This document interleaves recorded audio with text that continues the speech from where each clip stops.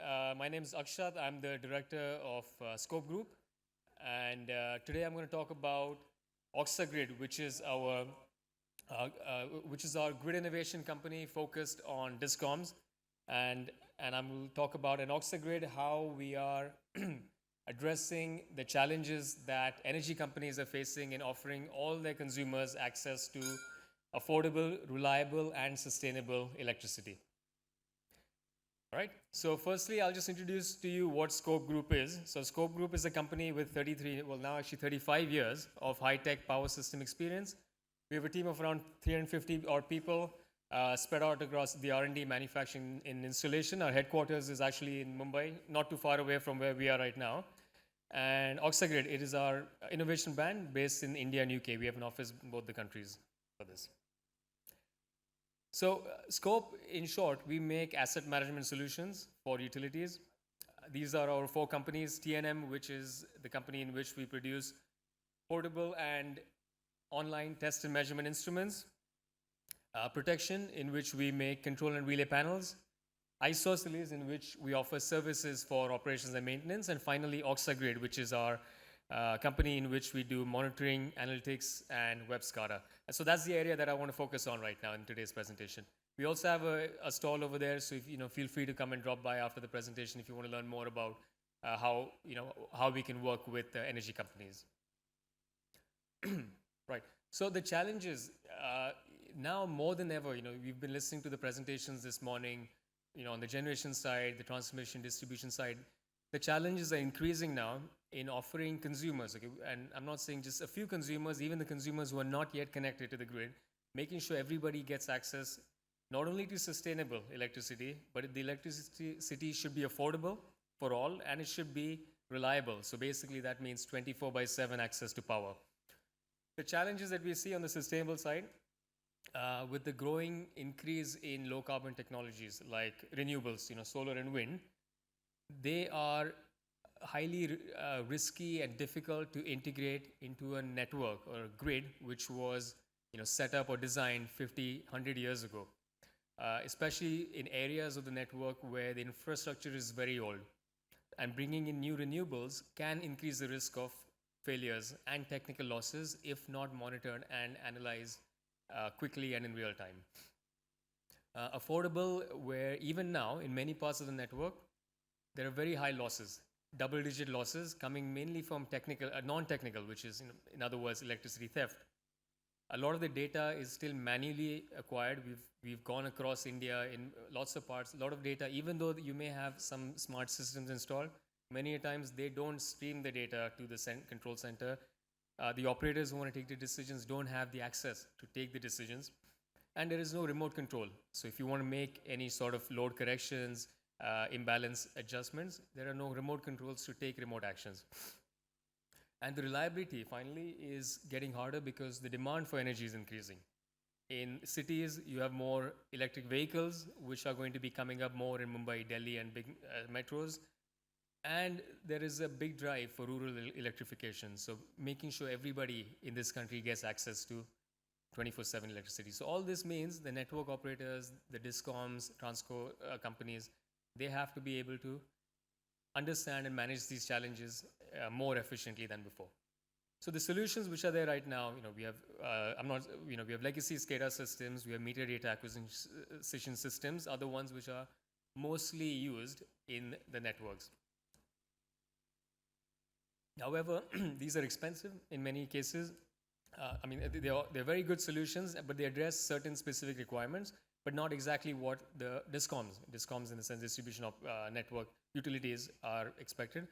Like the SCADA systems, the typical issues are that not only are they expensive, they're not plug and play. So sometimes they require months and months of time to make these types of installations. You need to hardwire, you need to lay out fiber optic cables, you need to install meters, you need to install Modbus communication, IEC protocols, etc., which in our experience can take months. And they require third-party integration as well in order to get it to work. Meter data acquisition systems, on the other hand, yes, they give you the meter data, energy data, but they don't give you the condition of the asset. So if your transformer is not working correctly, the meter data acquisition system will not be able to let you know. Similarly, there's very little predictive monitoring, power quality analysis, and again, are not all interoperable. Lots of data is coming in, and very, very difficult to take corrective business actions.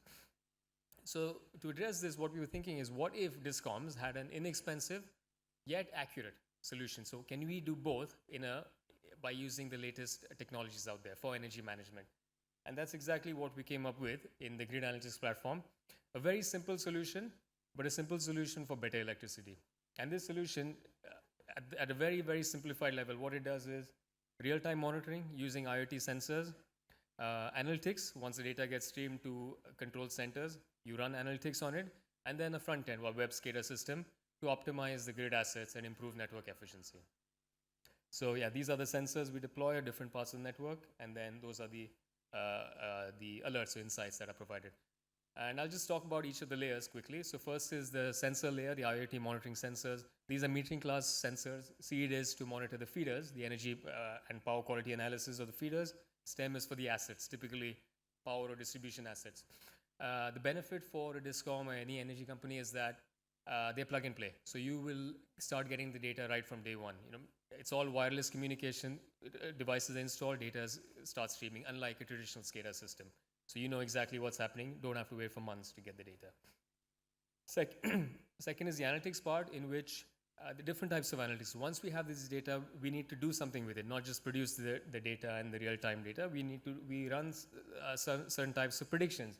For instance, fault predictions, or predicting when an outage will happen, what type of outage will happen, predictions on the asset health conditions, low carbon, or basically renewable tech integration. If I connect a solar plant at a certain part of the grid, what will be the impact of that solar on my grid? So these types of studies are run by the analytics platform.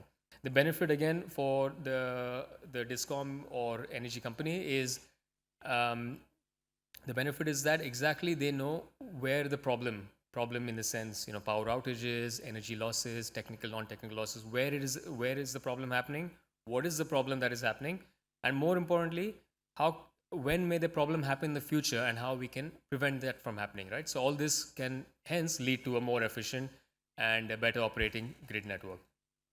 And finally, the web SCADA, which is a front-end system. This is simplicity driven.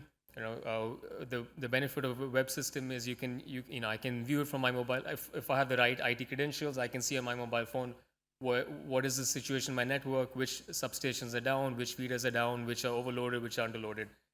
And the other benefit for discoms is that it's been designed in a way where traditional SCADA systems, you need to be a SCADA expert to use this system. So you got to have years and years of training. But with this system, even the field operators, so the non-technical, technical but not necessarily IT experts who are going to the substations, power line, to view the outages, they can also use the system. So that's the way the system is designed for ease of use. And then some case studies I'll just talk about. So these are various projects we're doing. Currently around 2,500 odd assets are being monitored in real time and optimized as well. So even in Maharashtra, we have a few projects with Mahadiscom, Mahavitran. We have some projects in the UK, and also the projects mainly are ranging from entire town or regional level substation monitoring systems all the way down to theft detection. So in BST, for instance, we have a project where we are helping the vigilance department find out where a potential theft is happening without using smart meter data. Just looking at the feeder data, we have an algorithm which can detect a potential anomaly or quote-unquote theft in the network, and then the vigilance team can go there and try to rectify or stop it from happening again in the future. Again, also we do load analysis, transformer load, because many a times before trying to install adding new capacity, putting in new substation, increasing the size of the transformer, we try to optimize the transformer. So we try to find out what is the maximum capacity you can squeeze from the transformer before any issues or any outages or failures may happen. So these are the types of analysis we're doing. Again, everything is towards optimizing the energy assets of a discom or energy company. This is about, we have been received quite a few awards and nominations. We have the right partners, like Microsoft is our technology provider, the backend technology provider. We have awards with, global awards like CIRID, MCCIA, CII, and so on and so forth. these are some of the sensors which we have installed. So these are, I wanted to give a quick snapshot of what they look like. So that's our STEM device there, and the right side is where our software is. They can go all the way up to generation as well as transformation level installations, as and where the requirement is. I think what I could do, going forward, we are trying to, it's not a one-time activity. We want to keep working on improving the system, so enhancing the devices, adding new features. As we get more and more requirements, we add new features. So, for instance, features like disturbance recording. Typically disturbance recording is done by fairly complex relays. We're trying to do it into an IoT device now, right? So that's an innovation we're trying to work on, getting more technical approvals and finally scaling and expanding it across India and globally. That's what our plan is. I'll just talk about one quick case study just to give an idea of how, what is the benefit such type of system can offer to a typical electricity company. So here, this is the project which is running now, running live in a few distribution companies across India. So this one is in Kerala, where I've taken a screen grab actually, where this was a government-sponsored scheme for reducing losses and improving reliability. So around 1,000 odd feeders, or almost the entire state of Kerala, has been monitored now in real time, and the data is accessible for the operators on their, the laptops, desktops, or mobile phones. So they know exactly at this given point, they know how many feeders are online, how many feeders are offline, and offline in the sense power outages, how many of those are outages that were planned, and how many of the outages were unplanned. And unplanned are because things like overload conditions or a certain relay tripping, right? So these are the types of analysis which are done in the software. This is the architecture, typical architecture. Again, I can talk more about it in the stand. So technically speaking, we monitor the assets by putting the devices. There's a secure gateway. The entire system is highly secure. So we have the certain certifications, basically, cybersecurity certifications. There's a secure gateway sending the data to a server. The server can be installed either in the control center, or it could be hosted on any secure networks, servers like AWS or Azure. And the client systems, the integration could either be on our web SCADA, or we could even integrate it with an existing high head-end SCADA system. So if you have a system which is at the SLDC, for instance, which is giving you the entire network information, this can be integrated with that as well. Some of the insights here, things like measuring reliability in real time of the power network, monitoring, establishing control center SCADA. So this is the UI actually, what you see on the right side. And there are also alarms and events. So whenever there is any sort of alert or a issue like a threshold violation that may happen, the alert is given to the respective person, right? So if it's a substation level, person at the substation level will get the alert at their laptops or their phones. This is like a single line diagram. Any sort of system change that happens, it's been indicated directly on the SLD, and the SLD is viewable again from any sort of any sort of device that has access to the internet. The reports, I think this is also quite important. So the reports, we've done it in a way where certain discoms want a certain type of report. Today I was talking to somebody, they wanted to have a report which will be generated whenever a certain substation is loaded above, say, 80% capacity, because they want to know which substation is overloaded and then take corrective actions to increase the load of the substation and add some capacity measurements. So those types of reports as well we've built specific to the discom's requirements. These are the insights. Like as I mentioned, they're quite easy to use, but at the same time, if you want to go down to the nitty-gritties, the technical details, you can click on the alert and then you can see the charts, what exactly happened in the alert. So if I'm talking about a voltage level exceeding the maximum level tomorrow, you can scroll in and see exactly which phase voltage level is going to go above the threshold, when that will happen, and so on, right? So these are the types of data which is provided. Again, more insights over here.